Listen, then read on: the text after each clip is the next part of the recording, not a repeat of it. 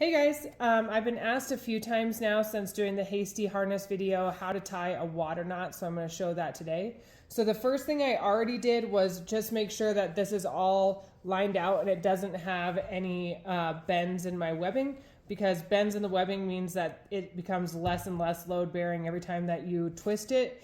So make sure that it's all nice and flat and flush against each other. But this is one side of my webbing, and I'm just going to create an overhand knot just like this.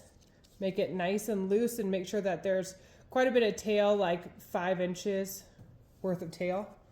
And then here's my other end of the webbing, and I'm just going to follow where the tail came out just backwards right around that same loop. So I'm going to follow it around the back, around this front,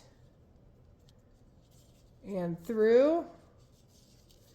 And then preferably, if you're going to use it for like a rescue or a hasty harness, you're going to hang this up and then actually sit on it so that it creates a lot of tension on that knot and it won't come loose. And you want it to have quite a bit of tail, like I said, because the only bad part about water knots is that sometimes if they're used frequently or bent frequently or pushed against frequently, the tails will start to edge their way in, and you don't want it to come loose when you're in the harness. So make sure that it's pulled really tight, and do it during your checks in the morning when you're doing engine tech checks and truck checks to make sure that your webbing's set up. So there you go. That is a water knot.